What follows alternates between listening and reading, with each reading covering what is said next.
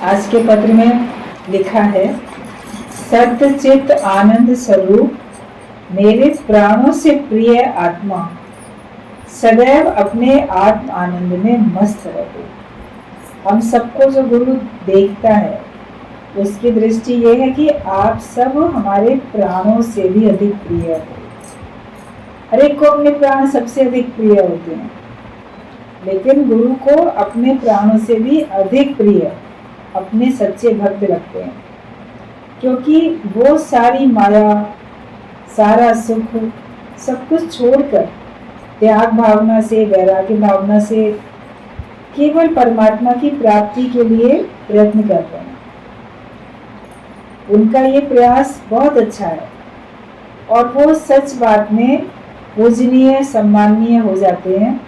जिसने सारी माया को एक किनारे किया, सारे सुखों को एक किनारे किया और जो प्रभु की प्राप्ति में लग पड़ा, फिर उसे कुछ और नहीं चाहिए। तो जो ऐसे सच्चे भक्त होते हैं वो तो परमात्मा को भी प्रिय होते हैं और गुरु को भी वो प्राणों से प्यारे होते हैं। हम अगर गुरु के प्रिय बनना चाहते हैं तो सारा संग जगत का, देह का, सबका छोड़ के बैठो, एक प्रभु का कर ले संग। और किसी का संग करने की हमें जरूरत नहीं है, एक प्रभु का कर ले संग और होगी ना तेरी समाधि भंग। फिर तुम्हारी समाधि भंग होने वाली नहीं है, एक प्रभु का ही तुम संग करके बैठो। तो भगवान तो हमको प्राणों से भी अधिक प्रिय बोलते हैं। क्या आपको भगवान, आपको गुरु अपने प्राणों से प्रिय लगते हैं? कहने में तो बोल देने के लिए तो सब बोल देंगे, हाँ हाँ गुरु आप प्राणों से भी अधिक प्रिय हो, लेकिन जब बात बन जाएगी तो फिर मेरे परिवार वाले ऐसा बोलते हैं, मुझे उनकी देखनी है, मेरे मन ऐसा बोलता है, मुझे उसकी सुननी है। बचाव का कारण सामने आएगा तो पहले अपने को बचाने में लगोगे। कृष्ण और अर्जुन जा रहे थे, ऐसे एक प्रसंग है हमको समझाने के लिए कि कृष्ण और अर्जुन एक साथ जा रहे थे, तो बातचीत ऐसी ही चल रही थी प्राणों से प्रिय की। तो अर्जुन कहता है, भगवान आप तो मुझे प्राणों से भी अधिक प्रिय हो। भगवान बोले, बहुत अच्छी बात है, और क्या क्या प्रिय है? बोला बस आप ही मेरे को प्राणों से अधिक प्रिय हो, या आपकी जो भी चीज़ है। भगवान ने अपने गले से वैजयंती माला निकाली, बोले ये मेरी माला, इसको तुम अपने हाथ में लेके संभाल के चलो, गिर ना जाए, खो ना जाए। बोला नहीं भगवान, आपकी वस्तु भी मेरे लिए प्राणों से भी अधिक प्रिय है। बोले क्या ये वैजयंती माला भी तुम्हारे लिए प्राणों से अधिक प्रिय है? बोला हाँ। बोले तब ठीक है, तब तुम इसको संभाल लो, लेकिन रक्षा करना, प्राणों से भी अधिक प्रिय बोल रहे हो। तो गुरु की, भगवान की एक एक चीज़ भी अगर हमको दी जाती है संभालने के लिए, तो हम तो उसकी प्राणों से प्रिय मान के रक्षा करेंगे। आगे चले, भगवान ने कहा तुम जाओ, और हम इधर किसी काम से जा रहे हैं। चल रहे थे दोनों ही, जंगल का रास्ता। फिर अचानक सामने से भगवान की लीला ऐसी हुई कि एक शेर जो था वो बड़ी आक्रामक रूप से दहाड़ता हुआ, दौड़ता हुआ इन लोग की तरफ आ रहा था। तो जैसे एकदम से आया तो अपने को बचाने के लिए अर्जुन भी भागा, कृष्ण भगवान भी।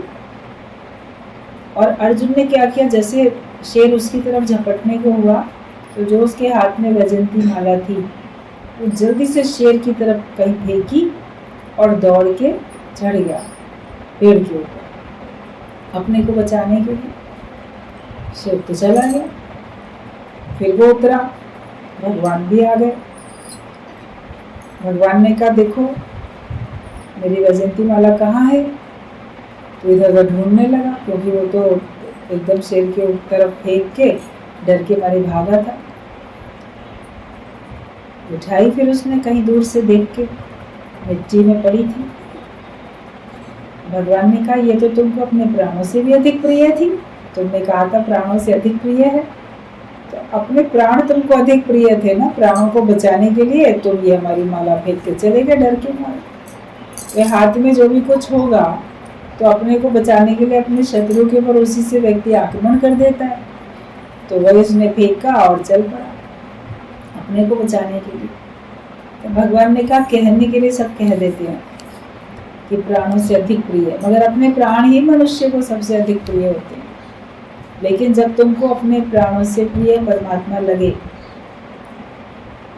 कि मेरे प्राण जाएं तो जाएं, लेकिन परमात्मा मेरे से राजी रहे, मुझे उसकी प्राप्ति हो, तो समझो कि तुम सचमुच में भगवान की भक्ति कर रहे हो। वरना बीच बीच में हर एक की भक्ति खंडित होती रहती है। सुख सामने आते हैं, कोई उसमें लिप्त होता है, दुख सामने आ जाते हैं तो कोई उसमें भ्रमित होता है, उनको दूर करने के लिए उपाय करने लगता है।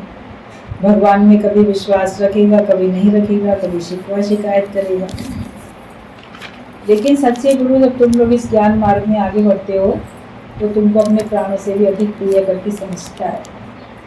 इसीलिए उसको तुम्हारी गिरावट से तकलीफ होती है और तुमको सुजाग करने के लिए वो टोकता भी है।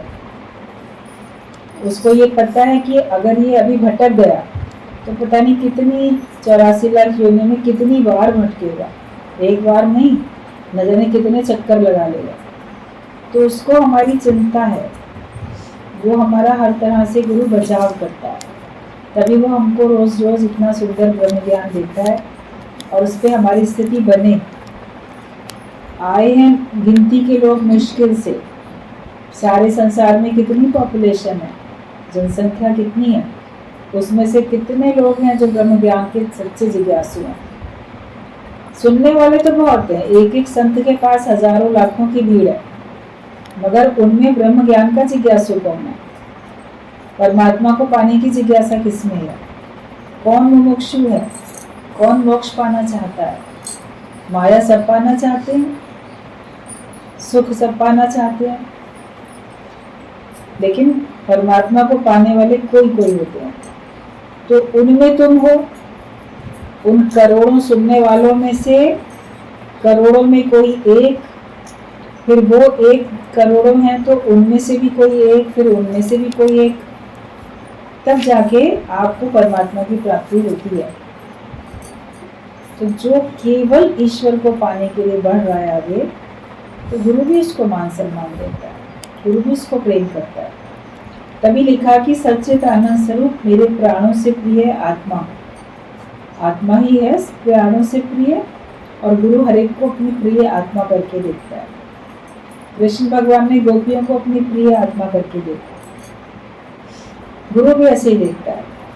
सदैव अपने आत्मानंद में मस्त रहो, वो हमको आत्मा करके देखेगा और हमको भी यही आशीर्वाद देगा कि तुम अपने आत्मा में मस्त रहो, आत्म आनंद में रहो। हम अपनी प्रसन्नता माया में किसी और में ढूंढते हैं, लेकिन गुरु हमारी प्रसन्नता हमारे अंदर से खोज करने के लिए बोलते हैं कि तुम खुश रहो तो अपने ही निश्चय से खुश रहो।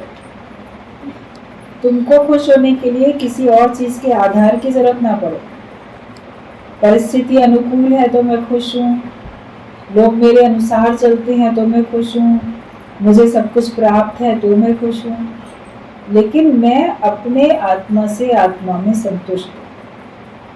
मैं अपने ही स्वरूप में रहता हूँ, अपनी आनंद में रहता हूँ, अपनी धुन में हम रहते हैं। हम किसी और के कारण से खुश नहीं होते, हम खुश हैं अपने ही कारण से, क्योंकि हम स्वयं आनंद स्वरूप हैं। सूर्य को किसी से प्रकाश लेने की जरूरत नहीं पड़ती, क्योंकि वो प्रकाश का स्वरूप है। तो आत्मानंद, जब तुम आत्मा हो, आनंद का रूप हो तुम, तो तुम्हें आनंद के लिए किसी और के सहारे की जरूरत नहीं पड़ती है। हमको यही आशीर्वाद गुरु देते हैं कि सदैव अपने आत्मानंद में मस्त रहो। प्रिय जैसा नाम रखा है, वैसी कमल के फूल की तरह संसार में रहना। माता पिता जो नाम रख देते हैं, किसी का नाम कमल रख देते हैं, किसी का नाम कुछ रख देते हैं, तो भगवान ने लिखा है कि जैसा तुम्हारा नाम है तो वैसे कमल के फूल की तरह संसार में रहना। कमल का फूल रहता भी पानी में है, कीचड़ में है, लेकिन उससे ऊंचा उठ के रहता है। पानी में रहते हुए भी पानी से ऊंचा उठ के रहता है, और वो अपनी महिमा में रहता है, अपनी सुगंध, अपना रस वो देता है। लेकिन वो वहाँ पे मक्खी मच्छर घूम रहे हैं, वहाँ पे बदबू है पानी में, किसी भी और चीज़ों में, तो वो उसमें परेशान नहीं होता है। अब वो अपने को ऊंचा उठा के रखता है।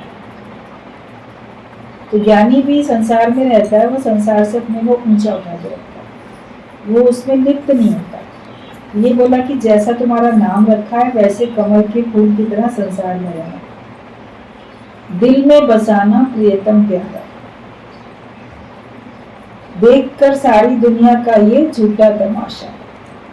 सारी दुनिया का जो तमाशा है, जब तुम उसको झूठा समझोगे तब ये दुनिया तुम्हारे अंदर से चली जाएगी, क्योंकि झूठे को तो तुम बर्दाश्त करोगे ही, सच्चे को ही चाहोगे। तो संसार में झूठा ही नज़ारा है। ये जब तुम्हारे पास वैराग्य पक्का हो जाता है तब तुम्हारे अंदर सच्चा प्रियतम प्यारा परमात्मा बस जाता है।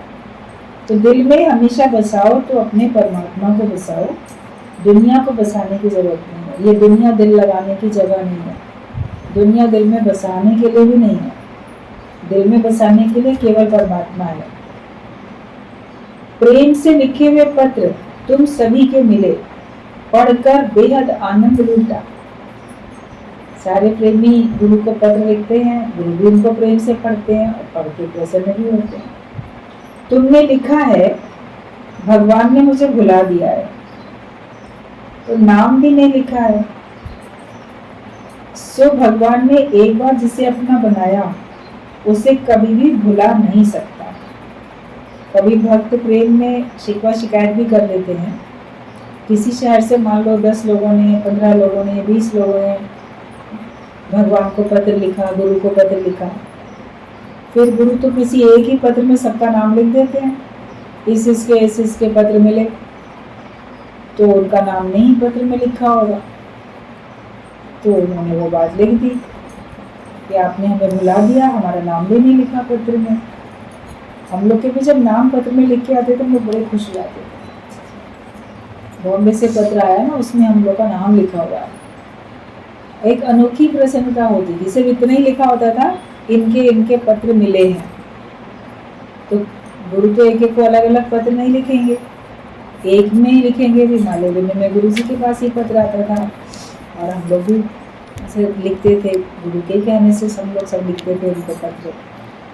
तो केवल जब नाम भी लिख के आते थे तो उससे मन बड़ा खुश होता था। और अगर नाम लिख के नहीं आए, हमने लिखे हैं 4 पत्र और नाम लिख के नहीं आया, तो लगेगा औरों के नाम आ गए, मेरा नाम नहीं आया। शुरू में तो लगता है ना, मन चाहता है कि हमारा भी नाम हो। तो ये शुरू की बात होती है। तो किसी ने शुरू में नहीं नाम लिख के आया होगा, तो थोड़ा सा अगले पत्र में लिख दिया कि भगवान आपने तो हमें भुला दिया, आपने हमारा नाम भी नहीं लिखा पत्र में। तो उसका जवाब दिया है भगवान ने कि भगवान एक बार जिसे अपना बना लेता है फिर वो उसे कभी भुला नहीं सकता है। ऐसा नहीं है कि हमने भुला दिया है, जरूरी नहीं है कि हम नाम लिखें। तुमको नाम रूप से ऊपर ही उठना है ना, जिसके भी नाम आए खुश हो जाओ। तुम्हारा नाम नहीं आया तो कोई बात नहीं, खुश तो हो जाओ। तो गुरु जिसे, भगवान जिसे एक बार अपना बनाते हैं उसे कभी भुला नहीं सकते। भक्त तो मोह माया में, संबंधियों के संग में, भय में आकर भगवान को छोड़ सकता है, पर भगवान का अवतार तो हुआ ही भक्तों के लिए। तुम हरदम याद हो, भला हो तो भी न भूलो। जो संसार में ब्रह्मज्ञानी आते हैं, सद्गुरु आते हैं, संत जगत में आते हैं जग तारण के लिए, वो कोई कर्मों का फल भोगने नहीं आते हैं। संसार के लोग तो कर्मों का फल भोगने आते हैं, लेकिन जो संत आते हैं संसार में, वो भी संसारिक लोगों की तरह ही जन्म लेके आएंगे। शरीर तो उनको भी धारण करना पड़ेगा, लेकिन वो जगत के तारण के लिए आते हैं। जब आप संत रूप हो जाते हो, पहले नहीं थे, आपको सत्संग पता नहीं किस उम्र में मिला, तब तक आप पूरे सांसारिक थे। लेकिन जब गुरु मिला, आपने अपने को संत बनाया, उस श्रेणी में लेके गए, मेहनत की, उस पद पे आप पहुंचे, उसके बाद आपका क्या काम रह जाता है? फिर तो आप संत हो। तो संत का काम तो जगत का कल्याण है, जगत को तारने के लिए चलते हो। फिर मैं मेरे के लिए थोड़ी जीते हो, आप टोटल निष्कामी होके रहते हो। जो मैं मेरे के लिए जीता है वो भी संत बनना नहीं है। लेकिन संत जो अंदर से शांत रहता है और जिसका कार्य जगत के कल्याण के लिए होता है, सर्व के उद्धार के लिए होता है, वो किसी एक परिवार में, एक परिवार के लोगों में अटक के नहीं रह जाता है, वो सर्व के हित के लिए जीता है। तो जो संत आते हैं वो तो सबके उद्धार के लिए आते हैं। तो बताया कि जो भक्त होते हैं वो तो मोह माया में पड़ के, संबंधियों के संग में, संबंधियों के भय में आके सत्संग को छोड़ सकते हैं। कभी मोह माया में पड़ेंगे, कभी अपने सुख में पड़ेंगे, कभी किसी कारण, कभी किसी कारण, तो वो तो सत्संग को छोड़ सकते हैं और भगवान को वो छोड़ सकते हैं। पर भगवान का अवतार तो हुआ ही भक्तों के लिए। जिन जिनको आप भगवान मानते हो उनका भी देखो जीवन तो भक्तों के उद्धार के लिए आए, कोई मैं मेरे में लिप्त होने के लिए थोड़ी आए। और जो गुरु आता है, ब्रह्मज्ञानी आते हैं दुनिया में हमारे सामने, तो वो भी हम सबके उद्धार के लिए आते हैं। तो वो कैसे भूलेंगे? वो तो अपने भक्तों को याद करेंगे कि इन सबका जो भी है हिसाब किताब हमारे साथ है, तो इनको ज्ञान की आवश्यकता है, तभी भगवान ने इनको हमारे सामने भेजा है। और वो तो हर एक के कल्याण के लिए मेहनत करते रहते हैं। तो भगवान का अवतार तो हुआ ही भक्तों के लिए है। तुम हरदम याद हो, भुलाऊं तो भी न भूलो। तुम्हारा पवित्र प्रेम, निर्मल शुद्ध हृदय, दिल की सच्चाई कभी भी नहीं भूल सकती। जो इतना पवित्र प्रेम रखता है और जिसका मन निर्मल हो चुका है, मन में मैं मेरा है ही नहीं, मन में जगत है ही नहीं, किसी प्रकार का अज्ञान मन में नहीं है, तो उसका मन फिर निर्मल हो जाता है। तो जिसका मन इतना निर्मल है, जिसके हृदय में पवित्र प्रेम है, दिल जिसका बिल्कुल शुद्ध है और उसके हृदय में है सच्चाई, तो वो तो कभी भूल नहीं सकता है। वो तो जैसे भगवान का रूप हो जाता है। गुरु उसको हरदम ध्यान में रखते हैं, वो कभी भूलते नहीं है। जब वो सच्चे गुरु जो भी उनके संपर्क में आता है, कैसा भी हो, खोटा या खरा, वो उसका भी उद्धार करने के लिए मेहनत करते हैं। फिर जो उनको शुद्ध प्रेम करते हैं उनको कैसे भूलेंगे? ये लगता है कि दूसरों को कि हमारे पर ध्यान कम दिया जा रहा है, तो तुम बिल्कुल सही हो तो तुम्हारा ट्रीटमेंट क्यों किया जाए? तुम बीमार हो तो तुम्हारा इलाज हो। तो जिसके अंदर ज़्यादा अज्ञान भरा पड़ा है, कभी उसके संग ज़्यादा समय देना या ज़्यादा उसके साथ मेहनत करना दिखता है, तो बाकी लोगों को कभी लगता है कि हमको भूला दिया या हमारे पर ध्यान नहीं देते। लेकिन गुरु उनकी तरफ से निश्चिंत होता है कि ये एकदम सही मार्ग पे चल रहा है। जब मार्ग भटकेंगे तो बताया जाएगा, वरना तो साथ साथ सब चल ही रहे।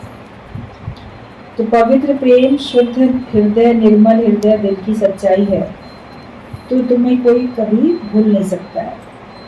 तुम्हारा और मेरा असली रूहानी नाता है, कोई भी हटा नहीं सकता। एक आत्मिक नाता होता है गुरु का हमारे साथ, उसको तो कोई दूर कर ही नहीं सकता। आपको देह से बंधन कोई डाल सकता है, लेकिन आत्मा के ऊपर तो कोई पहरा नहीं लगा सकता। मन के ऊपर, मन के विचारों के ऊपर तो कोई पहरा नहीं लगा सकता। तो गुरु के साथ हमारा शरीर का रिश्ता नहीं होता, उसके साथ हमारा आत्मिक रिश्ता होता है। और आत्मा तो सबकी एक ही है, तत्व तो सबका एक ही है। तो जब है ही एक, तो भूलेंगे कैसे? वो तो अपना आप जान के गुरु हमको देखता है और हमको भी ऐसी दृष्टि देने के लिए बोलता है कि तुम भी हर एक को अपना आप करके देखते जाओ। तो कोई हटा भी नहीं सकता है। तुम चाहे कहीं भी हो, पर मैं तुम्हारे साथ हरदम हूँ।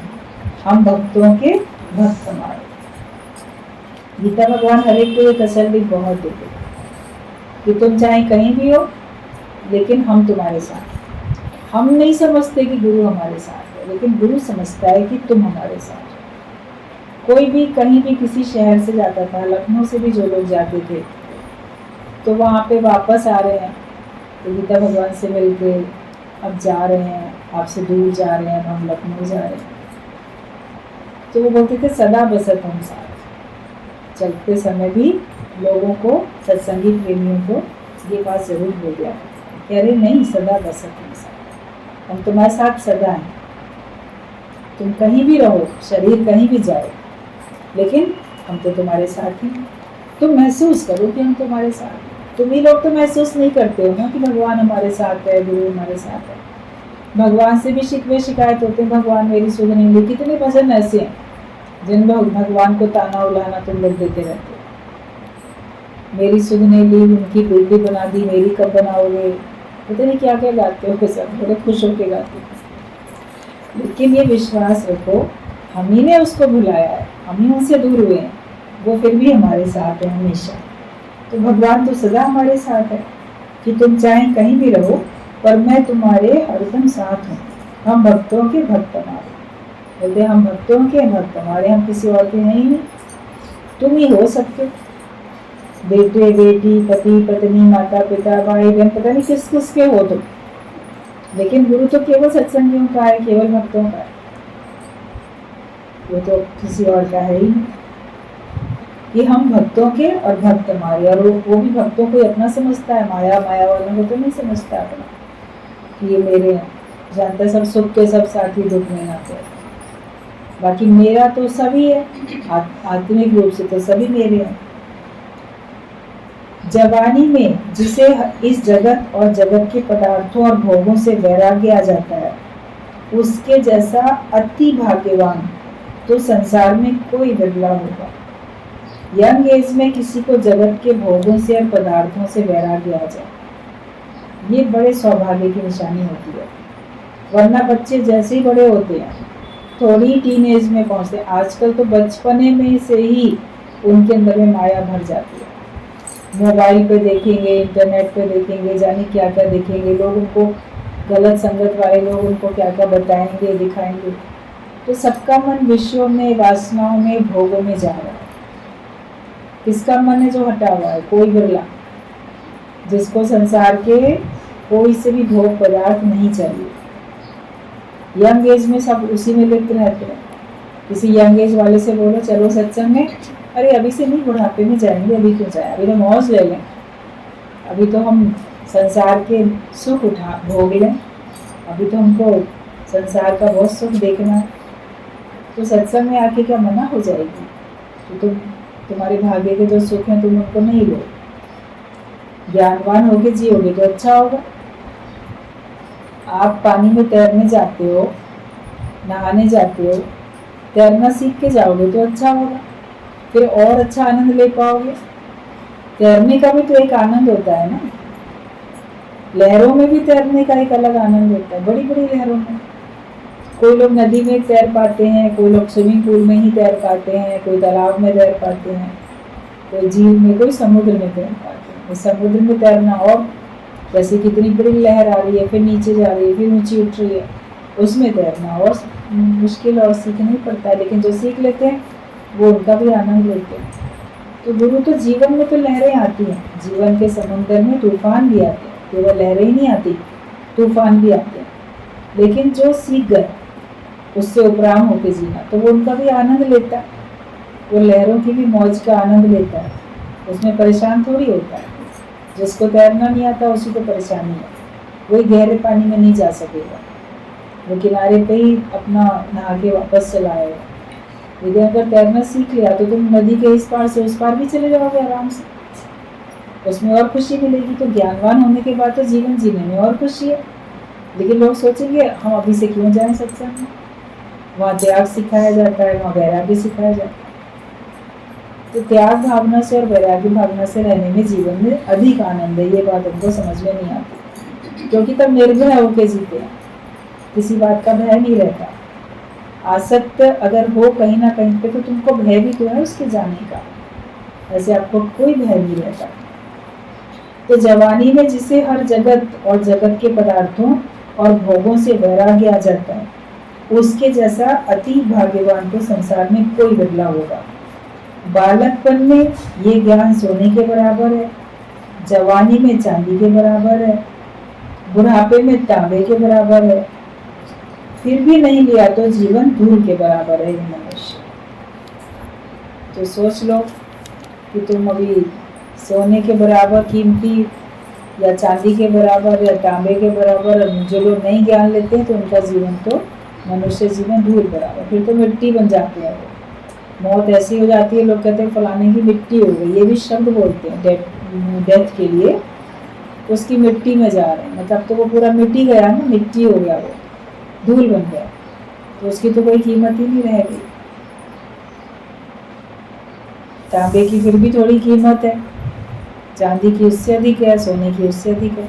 तो जितनी जल्दी आप, जिस जल्दी अपने एज में, यंग एज में जितनी जल्दी ही आप ज्ञान में आ जाते हो, उतना आपका जीवन और कीमती हो जाता है, लोग आपको उतना और अधिक महत्व देने लगते हैं, और आप भी उतना अधिक ज्ञान का धन इकट्ठा करके औरों को बांट सकते हो। पहले तैरना सीखकर फिर समुद्र में घुसेंगे तो लहरें और झटके कुछ भी असर नहीं कर सके, क्योंकि गुरु पहले से इस प्रकार की परीक्षाएं लेकर हमें पक्का कर देता है। कोई लोग अगर आते थे ना श्याम भगवान के पास अपने बेटा या बेटी को लेके, भगवान इसको आशीर्वाद दीजिए, इसकी ना विवाह होने वाला है, इसकी शादी तय हो गई है, या कभी शादी करा के ही लाए हैं नए जोड़े को, और कभी लोग शादी से पहले भी, देखिए मेरा बेटा, इसकी शादी तय हो गई, फलाने दिन शादी है, कार्ड देने आए हैं, आप ज़रूर आइएगा, संगत भी आए, या बेटी की शादी है, आप आए, संगत आए, शादी से पहले सत्संग करो घर में, ये सब बहुत होता है।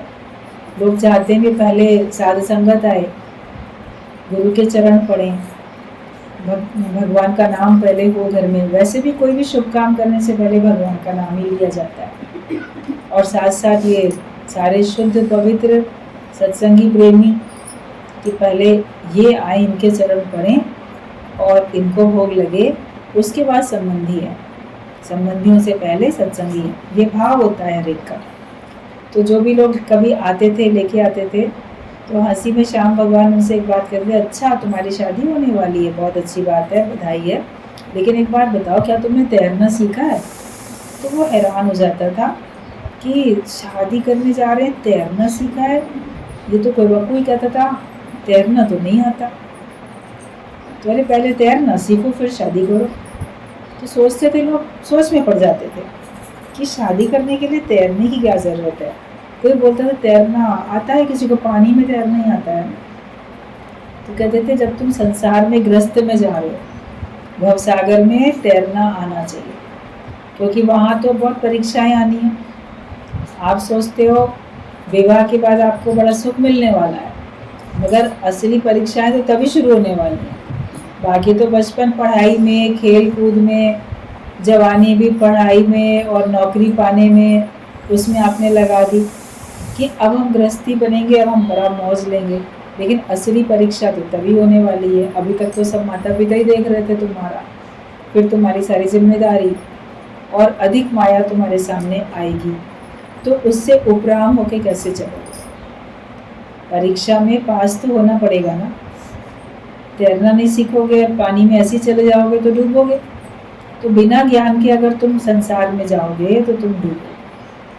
ज्ञानवान होके रहोगे तो तुमको संसार में जीना अच्छा लगेगा, वरना तो जो जाता है जगत में वो गोते ही खाता रहता है, और आखिरकार वो ऐसे ही दुनिया से चला जाता है। तो वो हंस के बोलते थे कि पहले तैरना सीखो, भव सागर से तैरना सीखो। पानी में तैरना तुमने सीख लिया, लेकिन सागर में तैरना सीखो। और सागर में तैरना आता है वो अलग बात है, लेकिन भव सागर में तैरना सीखो। भगवान से प्रार्थना करते हो ना, भव सागर से पार लगा दो, तो ये असली भव सागर है, संसार का सागर। इसमें भय ही भय छिपा हुआ है, इसलिए इसको और भव सागर बोल दिया गया कि ये इसके अंदर आपको अलग प्रकार का एक भय समाया रहता है। जगत में जो लोग रहते हैं ना, उनके अंदर किसी न किसी प्रकार का एक डर, भय छिपा रहता है, टोटल निर्भय नहीं हो पाते, मगर जो ज्ञानी है वही निर्भय हो पाता है। वो सार को समझ जाता है कि ये सब मिथ्या है, सपने की ये सब रचना, धोखा न कहीं खाना, तो धोखा नहीं खाता है, और ज्ञानी का भय निकल जाता है। जब तक तुम भयभीत होकर रहते हो तब तक तुम ज्ञानी नहीं बन सकते। अपने भय को एक किनारे रख दो, बोलो मुझे डर किसी बात का नहीं। उनको जग में डर काहे का, जिसे सहारा राम का। भगवान का सहारा ले लिया, तुम्हें किसी बात का डर नहीं होना चाहिए। और जब तुमने सत्य को समझ लिया तो डर किस बात का। किस किस बातों में मन डरता है, क्यों डरता है, उसको कैसे दूर करें, ये आप अपने से पूछो। कैसे दूर करें ये भी अपने से पूछो। कैसे दूर होगा अपने से पूछो। अपने से जवाब ना मिल पाए तो आप सत्संग में प्रश्न करो, वरना जो लोग भी सत्संग में पहले से आते हैं उनको उत्तर मिल जाता है कि कैसे हम इस भय से छुटकारा पा सकते हैं। ऐसा नहीं है कि आपको उत्तर खुद से नहीं मिलेगा, जरूर मिलेगा और उसी पे फिर चलो। लेकिन अगर आपको नहीं समझ में आता है तो आप सत्संग में प्रश्न करो, तो फिर आपको गुरु से ज्ञान युक्ति मिलेगी, तो आप हर तरह से निर्भय होकर भगवान का भजन कर सकते हो। निर्भय होए भजो भगवान, तभी सच्चा भगवान का भजन होगा, तभी सच्ची तरीके से भगवान की हमको प्राप्ति हो सकती है।